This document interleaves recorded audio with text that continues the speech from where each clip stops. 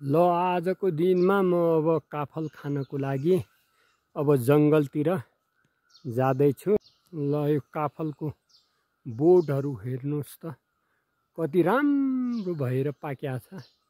आज जङ्गलमा जाने गएर चाहिँ यहाँबाट काफल चाहिँ टिपेर ल्याउने।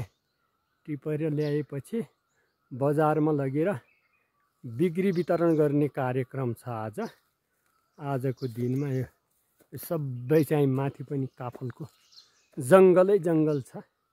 सबै यो जङ्गल हो काफलको। काफलका रुखहरू छन्। धेरै टाढाबाट देखाइराखेको छु। काफल पाकेर कस्तो भएको छ हेर्नुहोस् त। हाम्रो यहाँ अहिले काफलको चाहिँ सिजन हो। सबै कति राम्रो भएको छ यो पाकेर काफल चाहिने। अब अहिले टिप्ने 2-3 घन्टा चाहिँ टिप्ने। 25-30 केजी जति बनाउने। 25-30 केजी बनाएर फेरि चाहिँ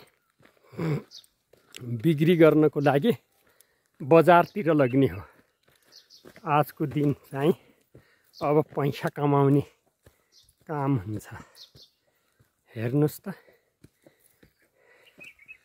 कति राम्रो भएको छ पाकेर। यो सबै यताउता सब चाहिँ काफलको बोटहरू हुन्।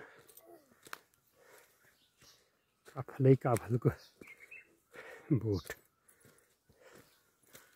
यो माथि नि हेर्नु कति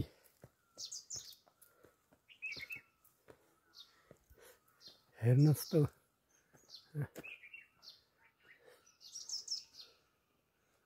कस्तो भएको छ पाकेर खान लायक। चराचुरुङ्गीहरू सबै वन्यजन्तुहरूले साफ गरेको छ। सिद्ध्याइसके सब। काफल नै काफलको जङ्गल छ। जति खाए पनि हुने।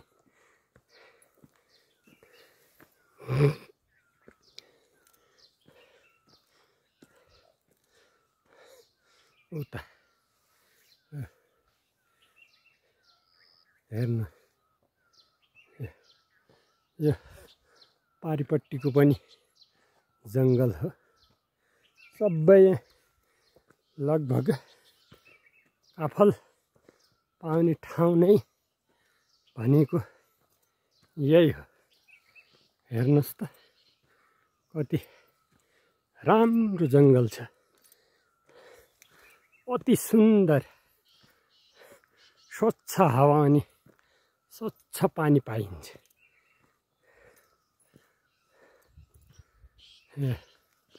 सबै यो काफल नै काफलको रुख। मान्छेहरू केही समयमा मान्छेहरूको भिड हुन्छ।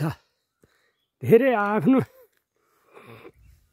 बारीमा गए सबैले टिपेर बजारमा लगेर सबै बिक्री गर्ने गर्छन्।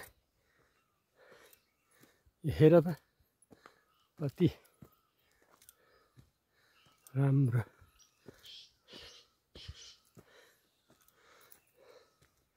यो साइडमा देखिने सबै रुखहरू सब काफलको हो।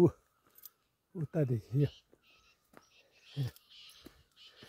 बिचमा अरू रुख पनि देखिन लागेका छन्। यो हेर्नुहोस् त कति राम्रो पाकेको छ।